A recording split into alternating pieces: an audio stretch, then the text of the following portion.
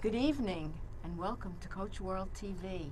My name is Terry Yoffe, and tonight is my guest, and a very, very special guest, I might add, is Andrea Nierenberg. Thank you so much, Terry. I'm so thrilled to have her here. I've known Andrea quite a while, and she actually was our guest speaker on last Wednesday night at our ICF NYC meeting. So Andrea is the founder and president of the Nierenberg Consulting Group. She has been called the networking success story by the Wall Street Journal and is a best-selling author and renowned business authority. And I could probably go on for a week or two. However, I will stop there. Good. And introduce my friend Andrea. So nice to be here, Terry. Thank you so much for having me. It's a pleasure. Thrilled. So, Andrea, you have quite a career. You've established yourself in so many different areas. Can you take us through where it all started? Yes. And how you got to be known as, I'll call you the queen of networking? I think it happens to go back to when I was about 10 years old, and I was very shy. And my father, may he rest in peace, was my mentor in many, many ways, and still is to this day. And as he looks down from heaven, and he was always one of those people that said to me, when you grow up, I want you to take the Dale Carnegie class, which I did, and I became an instructor there for many years at night while I was in the magazine business. But I go back to 10 years old because I was extremely shy. I'm very introverted. I think I told you that, but I'm a learned extrovert, which I write about in my books and everything, and talk about my checklist and how to take networking, if you will, by control. And I remember having to get out of my comfort zone and everything. And then if you fast forward a little to college, I went to Washington U in St. Louis, and they didn't have computers in those days. Okay, That's true. We wrote letters, typed letters on typewriters. Exactly. And I made phone calls. And made lots of phone calls and wrote handwritten notes. And what happened is my first interview was at Saks Fifth Avenue with the personnel director, because he and I both had gone to Washington University, and I went for my interview, and that was how I started. So, and I always learned about the power of staying in touch with people, getting back to people, following up with people, keeping people in the loop, which I just thought was natural. But that basically turned into being pretty good for what I do. So it started at 10 years old. Yes. And by the way, more than let's that. shake hands, because I am also an introvert. Yes. And have learned, because my whole career was out in the public eye, I learned how to be an extrovert. That's it. And I bet there are a lot of others out there. Many.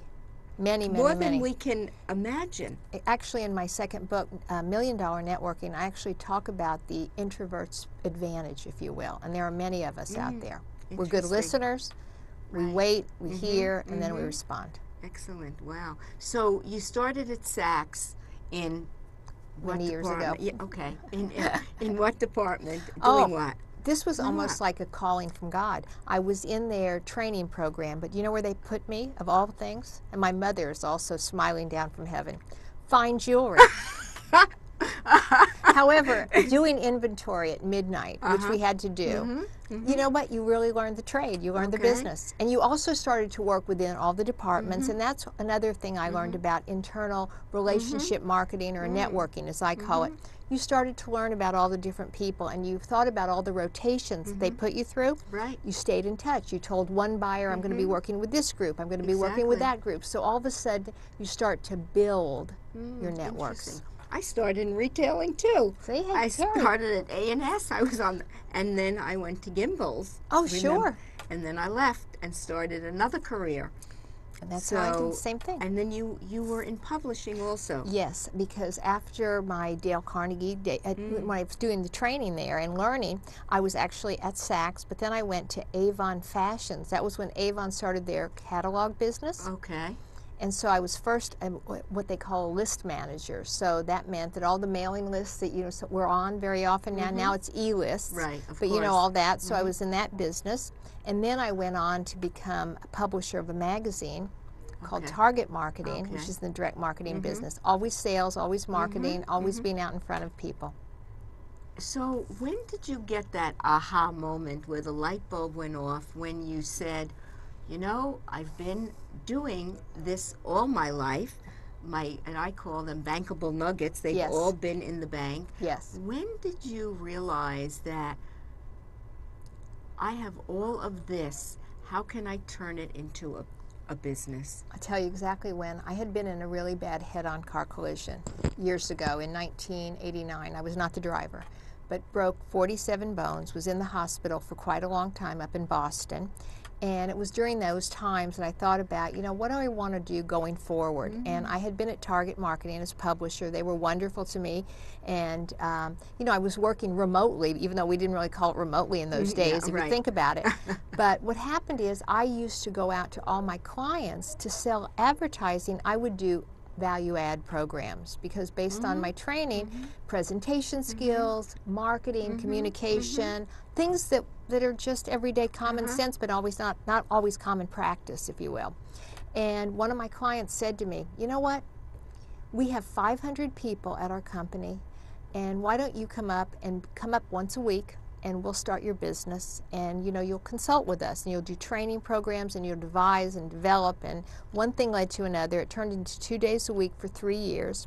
And while I was there doing that and learning on the job, if you will, presentation skills, coaching, time management, marketing, everything started to develop. I joined organizations, specifically advertising and financial services, and that's where a lot of my clients come from, and then started going overseas and just started developing it organically. It's so interesting. We have a very similar career path. I was in retail. I then went into fashion, where I did fashion shows and, always in the public eye, always working with different people.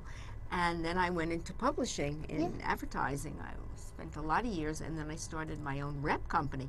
But you know what? You thought of something I didn't. No. Which was taking all these pieces and coming up with amazing. And we still do that today, all the time. I mean, I'm always looking for, even when I started my search business about a year and a half ago, I decided, let me expand my business, because today you have to find other ways to expand. So it's just doing it, and every day learning something new. That's so interesting. So, Wall Street Journal called you the networking success story. I love it. It's true. Don't be shy. Well, that was based on an article where, different people wrote in and different things like that. But it was always about what people call networking, because it's a misunderstood word. So, it really is a misunderstood word. Explain to us your interpretation of, and your perspective of what this means, because it's certainly, networking, people think, ugh. Exactly. They think of it because they think about, I have to go get something. It's a chore, and it's an activity. Right. It's very much a couple of things. It's a group of people, like with the other week when we were at ICF. All the people like-minded. Anytime you're in a group, when I just came back from Europe, all the people that like-minded in travel clubs or whatever. It's a people that have interests that you're building relationships with. It's an activity when you go to an event, a meeting, any kind of organization where you're going to grow and learn. But I always say it's about giving first. And if you're lucky enough down the road for something to come back, that's great. So I always look at 3 parts of networking. If it's an event, it has to be strategic and structured, and as we talked about even at the other night, you have to know what you're going for and how to develop and how to build deep. Most of life, though, is serendipitous. I say I run into people all the time, but it's always about the follow-up and what you take from it. Isn't it true? And then third, sometimes it's unconscious. We're doing it, but we don't call it that. In internal, in organizations, in companies, people say, well, I don't really network. And I say, don't you know people in other departments? Don't you have to work with other people, other generations, other people? So it's constant building, cultivating relationships. And that's the short version. That's the short version. It's true. We're always, I guess, based on what you're saying, we're always networking, although we might not look at it as that. I mean, because the word work. Not to interrupt you, but that's what people don't like that, and they say, "Are you always on?" And I say, "No, it's about learning, being curious." I bought one of the stones the other night that you had, and I have it on my desk. It's curiosity. Oh, you did? Yes. Great. When you're curious about things, when you're open to learning and finding ways to help other people, it's fun. And remember, we're introverts. And it's interesting. I think for someone like me, it's second nature. Oh, can I connect you to this person? Yes. Oh, I never think about, you know, what am I going to get out of it? I Absolutely. always think, gee, I know this one or I know that one. I mean, a perfect example for you was one of my clients' husband wanted somebody to work with on presentations. And who did I go to? You were the first person that came to mind, because I said, if anybody knows, it's Andrea. Oh, you're so sweet. And it was true. But But you did have somebody. Oh, that's right. Exactly. I remember exactly. And it worked out very nicely. Worked out very and well. that was good. It was great. And I'm always one of those people that tries to bring people together. That's and I don't think of it as oh, you're doing such a good. It's like, you know, you feel it's good. Part of what I do. Absolutely. My dad always had this line that he told me. He said, "Give without remembering, receive without forgetting." If you think about that, give without remembering. Father so you're sounds not like a saint. He was.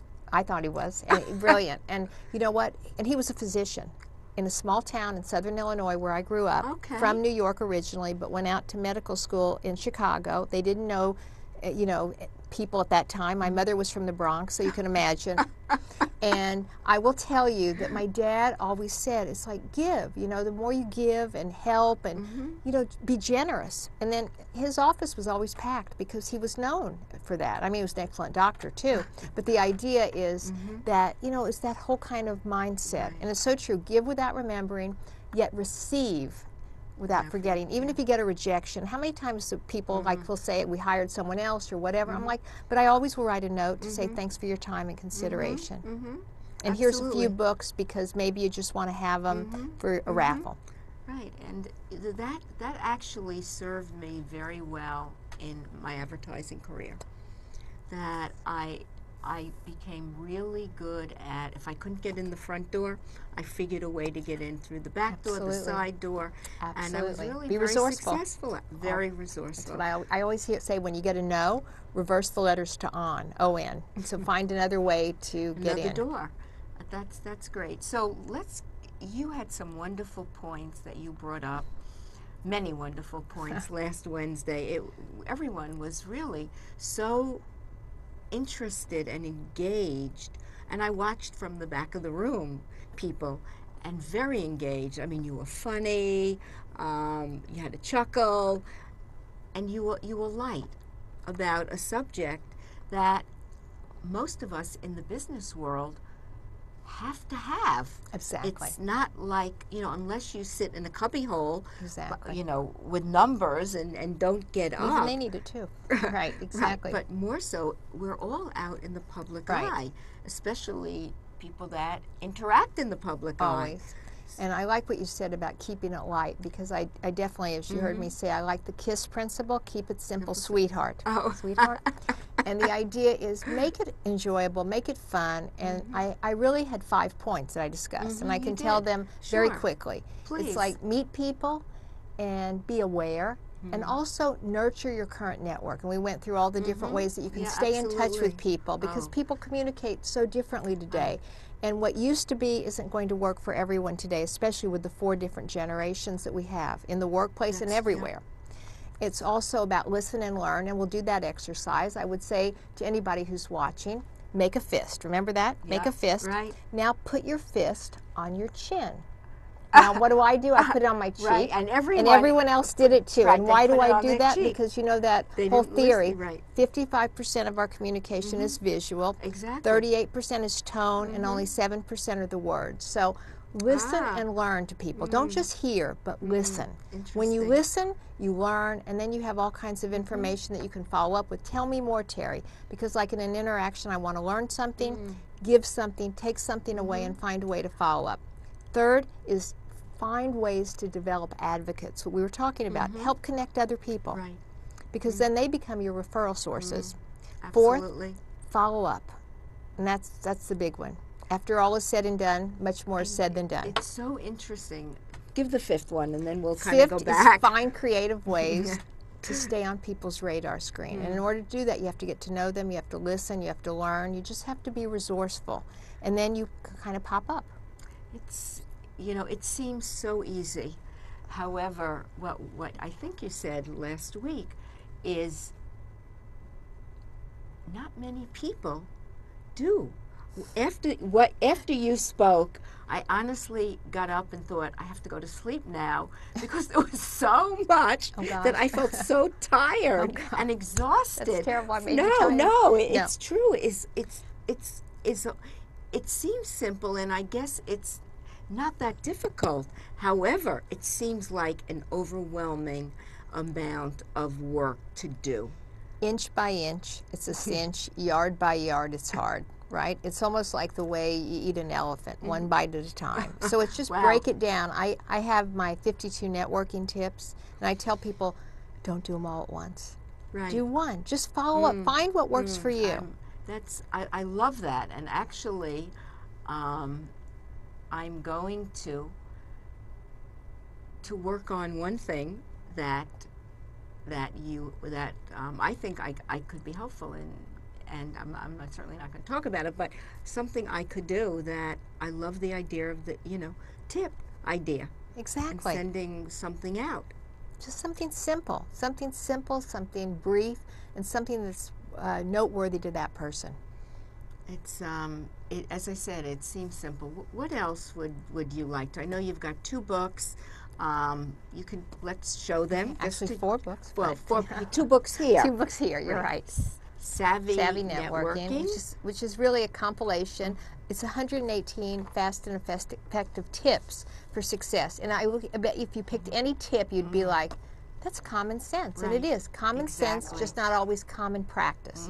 This book is $1 million, which is really more of a comprehensive book on how to find, grow, and keep your business. Because it's one thing to find opportunities; it's another thing to create that, but then to retain it.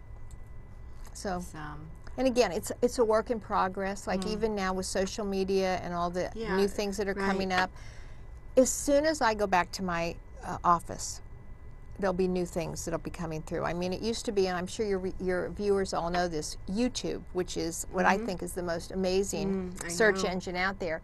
I said to someone the other day, isn't it amazing how much information is uploaded? I thought it was 48 hours. It's every minute of every day. 72 hours worth of new information is uploaded on YouTube. So if you want to find out anything, go to YouTube. That's it's wild, isn't it? Overwhelming. I mean, so you add, when we knew networking back in the day, it was going somewhere and talking and getting a business card, then having to either call or write a letter. Those are the old days. Right. That's right. Ben Franklin actually started his first groups around on Friday night, only with men, by the way, and they would all come together, business owners, and share their business ideas and how to connect with each other. Okay. We do it all the time. We just, again, it's that word that's misunderstood. I guess And now there's different ways. It's like some people are email preferred. I love voicemail, that. Right. Text, social media.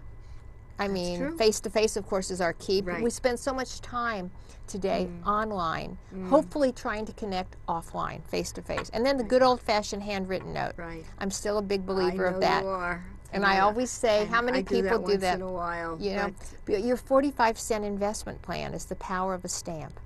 Just to write and say thank you. Gosh, yeah, absolutely. And I do that. I wonder how many people do that. Not many, because the post office has given us research that only 4% of our mail is handwritten and personal, and is not mail that you didn't ask for that was unsolicited from a company. Yeah, that's why the post office is in so much trouble, I think. You know what? My heart goes out to them because I'm supporting part of them, because I still write a lot of my notes. Absolutely. But nowadays, and I use that other service that I now use, another electronic service, which I love. And I always tell people, go to my service, which is appreciationpower.com, and send a free card out. But it's all electronic, but it goes in the U.S. mail. It's cool. It's a wonderful tool. You probably get some of them that I've sent. Yeah. It's amazing. So now when you add to the networking, what you brought in was the whole social media aspect of it.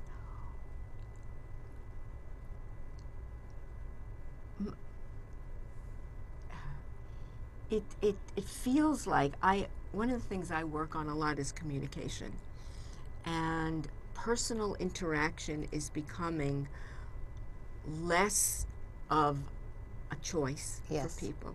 You're right.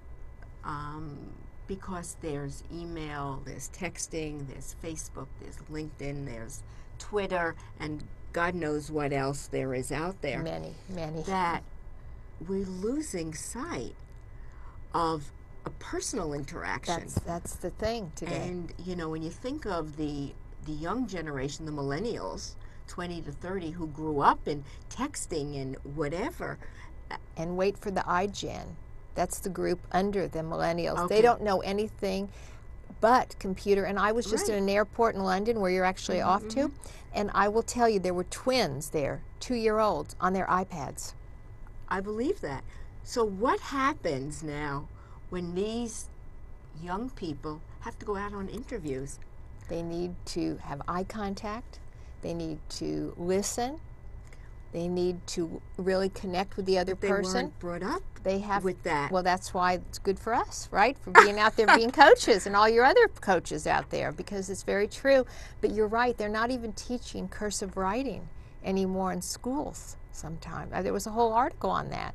And I mean, it's even be careful of what you do put on Facebook and all the other Yeah. social media sites, because that stays with you. But I know. person-to-person communication Yeah. is never going to go out of style. But it's losing It is. something. It is. Because even if you're in an office, Oh, you can shoot somebody an email. Hey, Joe, blah, Right. blah, blah. You don't have to see them. Or people that work virtually. I know, and that's why You know, it's where a a lot challenge. of us, I mean, I coach on the phone. And Skype, a lot. do you ever use Skype? I don't use Skype as much. I don't find it as comfortable for me Okay. as I do telephone. But you know, like you, I could have clients anywhere, Oh, yeah. and I might not meet them, but we'll talk on the phone. So you can imagine offices that are virtual, where you can sit in your office and never see anyone for days, weeks, years at a time. And that's why the internal relationship building or networking, if you will.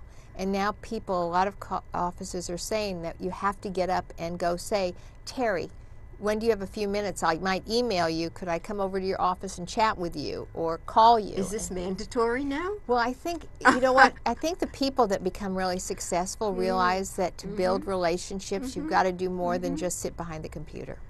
Because, you know, you could be in an office and not see somebody you know in the office for a year, and then, oh boy, you mean you work next door to Yeah, me? absolutely. It's like, you know, living in apartment buildings in New York, you might never see your neighbor Right, for a year or so.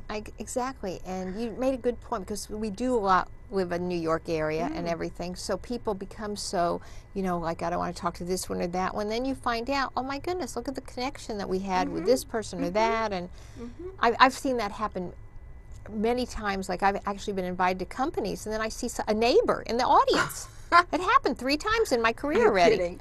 I'm like, oh, I didn't know you worked here or something. Now we're friends. But And you you've never been know. living next door to me Yeah, for they 20 live in the years. building or something Right. like that. Or somebody goes to your yoga class or Right, the gym. exactly. Or because, again, we don't know everything about people all the time. That's why you always have to be nice. You never know. You never know. It makes it easier, too, if you do that. It's interesting. When I was in ad sales, Me too. You know, I was an ad sale, a publisher. Yeah. There was one lady that was not very liked in the business. She wasn't nice to anybody. And she buyer? got, she was in media. She was in an okay, agency. Okay. Not nice to anybody. And she got let go. And was interviewing for a job. And the places she went, a lot of the people she met there were people she had worked with and were very nice to her.